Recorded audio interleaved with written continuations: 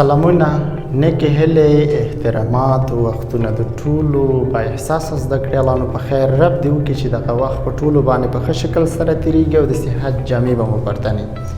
یو ځل بیا ستاسې ورور صفت الله سحر په نوي درس کې تاسې ته حاضر شوی یم. رب دې وکړي چې دغه درس ستاسې لپاره په ورځني ژوند کې او همدارنګه په دغه درسي بهیر کې د نوي نوښت سبب وګرځي او یو څه ترېنه زده کړئ. نن موږ ډېر جالبه درس له ځانه سره لرو. که چېرته تاسې هم زموږ سره پاتې شئ نو په دغه موضوع باندې یا په دغه درس باندې به په ډېر ښایسته شکل سره پوه شئ. مخکې د درس څخه یوه خبره تاسو ته کوم، هغه زده کړیالان چې موږ سره په دغه کلاسونو کې دي یا موږ سره په دغه آنلاین ډول په دې مجازي کلاسونو کې دي، ګورئ تاسې باید درسونه تعقیب کړئ.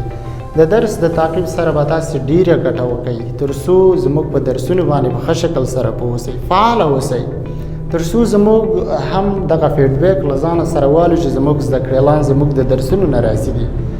او بله مهمه خبره دا ده چې تاسې دغه لاندې یوټیوب چینل تاسې در سره وګورئ.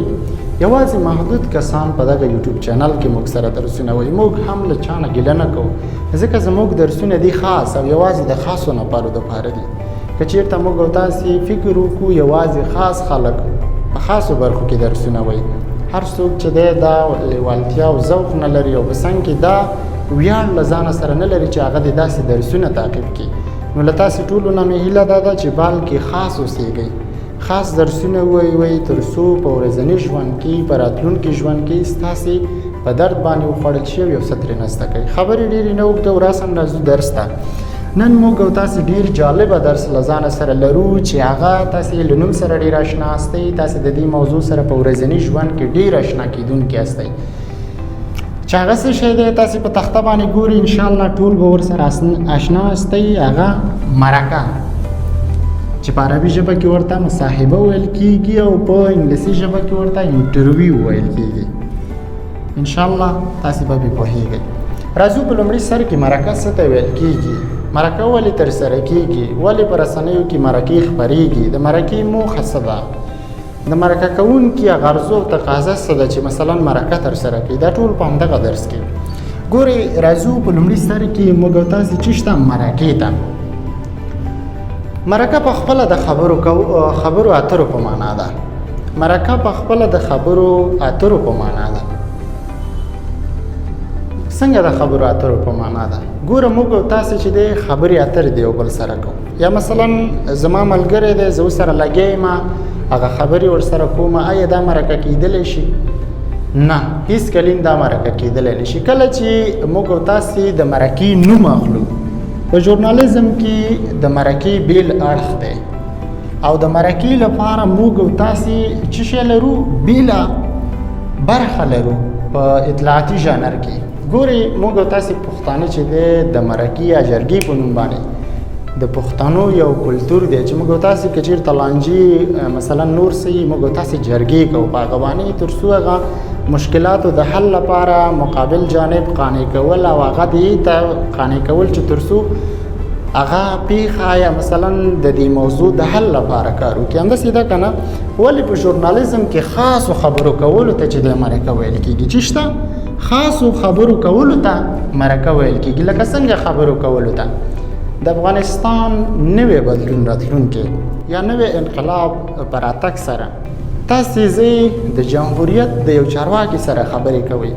کله چې تاسې د جمهوریت د یو چارواکي سره خبرې کوئ، په دغه صورت کې چې تاسې خبرې ورسره کوئ او تاسې د هغه نه دا پوښتنه کوئ چې ارګ څنګه د مثلا د طالبانو په راتګ سره وضعیت څنګه و، عسکر څنګه و، تاسې چیرته وئ.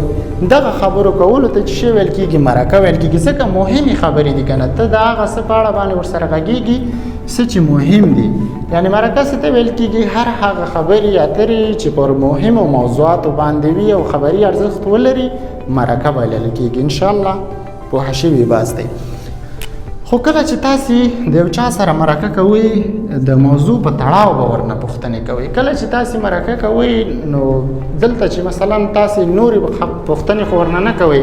د مثال په ډول واده دې په خپله خوښه کړی، څو ماشومان لرئ، زندګي دې څنګه ده، یعنې دا پر مهمو خبرو کې نه حسابېږي، دا په مرکه کې نه حسابېږي.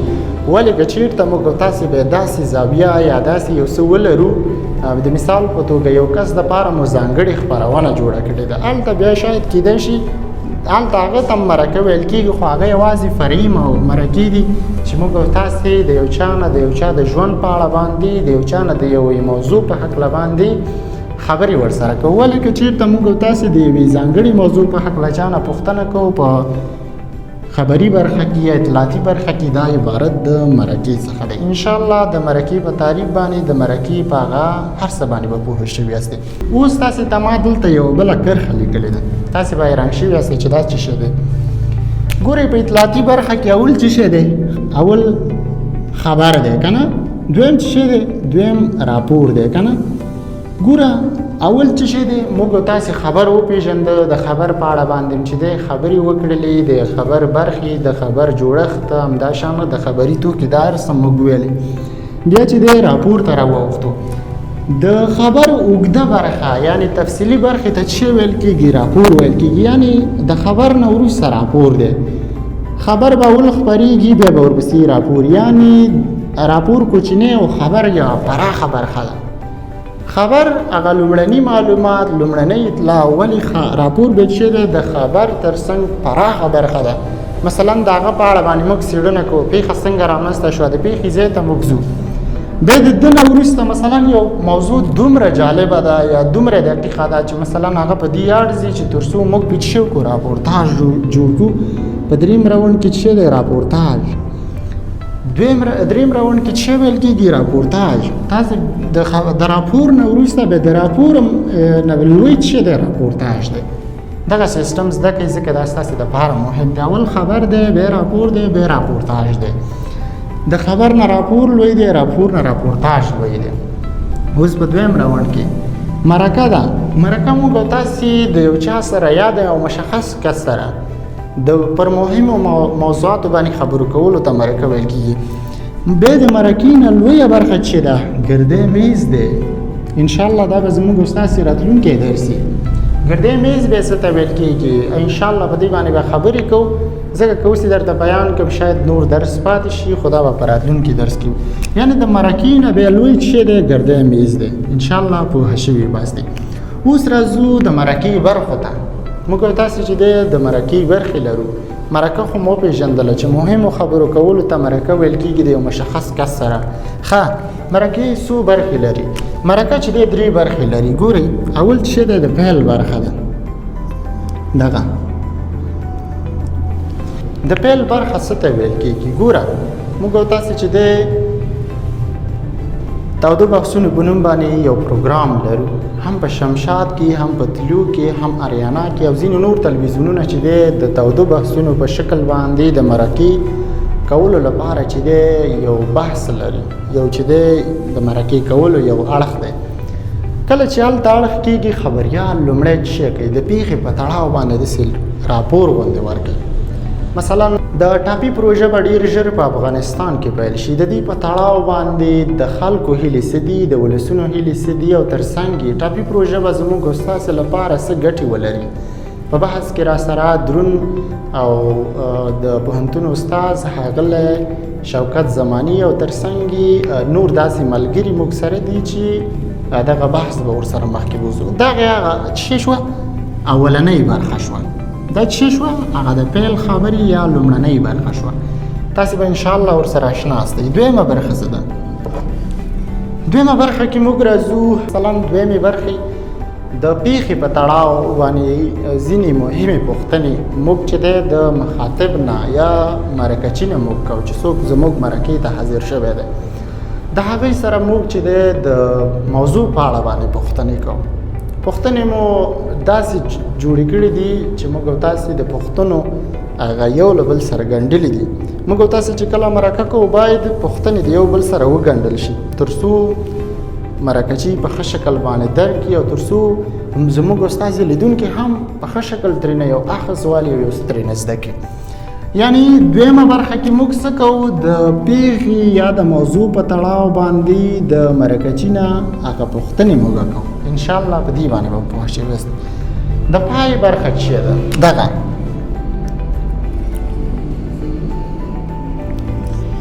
د پای برخه بیا هغه برخې ته ویل کېږي چې موږ او تاسې د میلمنو نظرونه د دې ترڅنګ زموږ موضوع چې کومه وه زموږ کومه پوښتنې کومې اندېښنې چې وي آیا هغې ته ځواب وویل شو که نه موږ چې د شخص سره مرکه آیا موږ دا پیښه په دې باندې چې دی ورسوله چې د حل د لارو چارو لپاره یې فکرونه راپورته شي دی هغه د اخرنۍ پوښتنې که چېرته مثلا پوښتنه ځواب نه شوه نو خبریال په اخره کې وایي چې ګڼې اندېښنې لا اوس هم د وخت او زمان سره به ځواب شي داسې یو څه ویل کېږي دا د مرکې هغه د پای برخه ده یعنی د مرکې هغه اصلي هدف به څه کېږي په دغه کې به بیانېږي نو انشاءالله تاسې به د مرکې په دې برخو باندې پوه شوي وئ چې اول هم چې ویلې د مړی د پیل خبرې دي دویم چې دی منځنۍ برخې چې پوښتنې به کېږي او بیا آخري برخه چې ده په آخري برخو کې چې دی بیا موږ او تاسې څه شی لرو د هغه موضوعات چې موږ او تاسې د خپل مرکچي نه ترسره کړي د هغې په اړه باندې موږ قضاوت یا ډاډ واخیسته چې آیا د دې ستونزې د حل لپاره یوه لار ورته مشخصه شوه او که نه دې کې به هغه خبرې کېږي اوس راځو د مرکې د ترسره کولو لپاره اصول څه دي زه ژورنالست یم راځم مثلا له تاسې سره مرکه کوم یو شخص ترېنه مشخص کوم د مثال په ډول باندې ستاسې له ډلې ما یو کس راواخیسته د ده سره زه مرکه کوم مرکه مې شروع کړه کله چې زه د مرکې لپاره راځم زه باید کوم اصول کم اخلاق کم مثلا هغه څه چې زما دپاره پکار دي د مرکې دپاره پکار دي څه کول پکار دي هغه دا دي لومړی چې څوک مرکه ترسره کوي هغه باید څه شی ولري آمادګي باید ولري کله چې تاسې مرکې ترسره کوئ د یو چا سره ته باید پوره آمادګي ولري که چېرته ته آمادګي ګوره ونه لرې د مرکې کولو لپاره مه راځه ځکه ته که چېرته مرکه ترسره کوې په ځای د دې چې ته ټولنې ته په ځای د دې چې ته خلکو ته معلومات راوسپړي هغه څه به دې وړاندې کړي هغه څه به دې خلکو ته وړاندې کړي چې خدای نخواسته ستا لپاره به په آینده ژوند کې د خنډونو سبب شي او داسې به وي چې بیا ستا لپاره به ستا د شخصیت د پرځونې یوه برخه بشي خدای دې نه کړي نو ته باید د مرکې لپاره څه وکړي پوره آمادګي ونیسې کله چې ته آمادګي ونیسې انشاءالله ته به ډېر یو ښه مرکچي په آمادګۍ کې تر ټولو مهمه خبره دا ده ته باید پوښتنې یو له بله سره وګنډي داسې پوښتنې باید وکړي چې انشاءالله ټولنې خلکو شخصیتونو ټولو ته باید چې دی د قابل د توجه وي قابل د منلو وي نو داسې پوښتنې باید د موضوع په تړاو باندې ته جوړې کړي په دویمه برخه کې خپله موضوع باید څه کې وپلټي لکه څنګه ګورئ موږ تاسې چې دی مرکه کوو زه له خپل مخاطب سره لګیا یم مرکه کوم باید زه د هغوی سره د خپلې موضوع په تړاو خبرې وکړم داسې باید ونه کړم چې مثلا پلانکي تېره ورځ یې داسې ویلي و هغه یې داسې وکړه یا مثلا تاسو ته ما مثال درکړه چې څو بچیان دي ښځه دې په خپله خوښه کړي که نه همدا شان د یو چا نه پوښتنه کې چې آیا واده ته دې څه نیت شته دی یا مثلا راتلونکي ژوند ته دې څه نیت شته دا هغه پوښتنې دي چې ته د موضوع په تړاو باندې نه کوې که چېرته ته د موضوع په تړاو باندې به ته پوښتنې کوې اوس که موضوع دې د یو شخص چې دی مثلا د هغې د ژوند په اړه باندې دې جوړې کړي بیا هلته ته ترېنه دا پوښتنې کوی شي که چېرته تا د چا د ژوند په اړه باندې سم معلومات نه لري یا مثلا در سره نشته دی او ته د موضوع پرېږدي او د هغې د شخصي ژوند په اړه پوښتنې کوې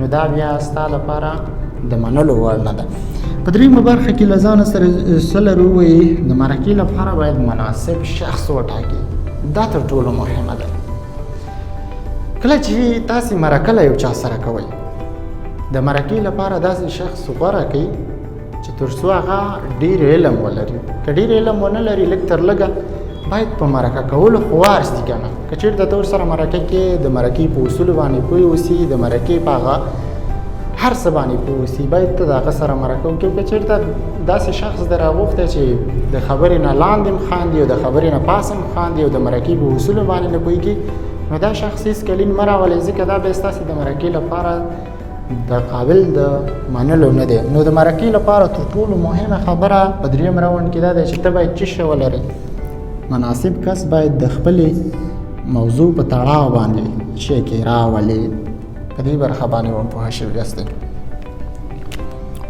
څلورمه برخه کې موږ له ځانه سره لرو د مرکه کیدونکي اړخ باید تاسې معلوم کړئ. په بار بار سره زه درته خپل ځان مشخص کوم، بلکې د دې دپاره چې تاسې پوه شئ. یو شخص دی مرکه د بل چا سره ترسره کوي، په لومړي سر کې دا باید څه وکړي؟ پوره مادګۍ نه وروسته باید مثلا خپل مخاطب انتخاب کړي د مرکې لپاره چې باید څه رقم سړی اوسي. د هغه نه وروسته باید دا د هغه اړخ معلوم کړي. مثلا دا مرکه چې زه چا سره کومه د دې د اړخ په کوم اړخ دی؟ د موضوع په تړاو باندې ته د یو چا سره خبرې کوې، د پخوا په څېر باندې د مثلا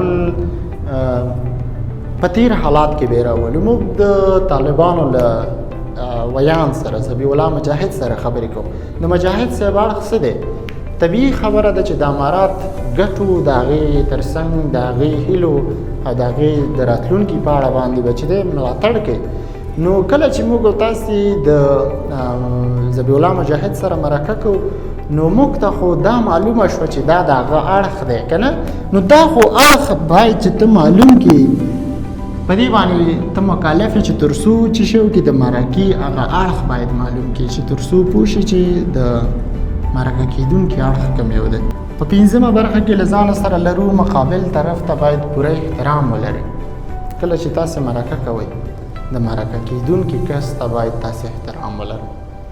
که تاسې مثلا په خپله مرکه کې یو چا ته احترام ونه کوئ، د هغې شخص مثلا خیال تاسې ونه ساتئ، خبر اوسئ، په مقابل جانب کې به ستاسې رسنۍ اعتبار له لاسه ورکړي او تاسې به هېڅکله چې د خلکو په وړاندې په ښه شکل سره راڅرګند شئ.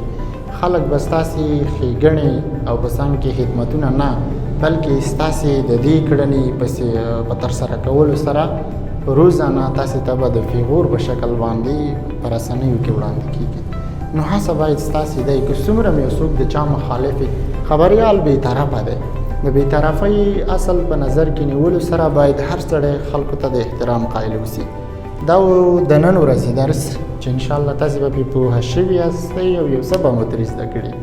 د درس په تړاو چې څومره پوښتنې له ځانه سره لرئ، نو هغه ستاسې خپله ملامتي ده چې ما نه پوښتنې نه کوئ. په شخصي کې، په واټساپ ګروپ کې، په څنګ کې چې هر ځای کې تاسې زما نه پوښتنې کوئ، زه تل ستاسې خدمت کې یم. تر بل درس ښه وخت، ښې چارې، د الله په امان.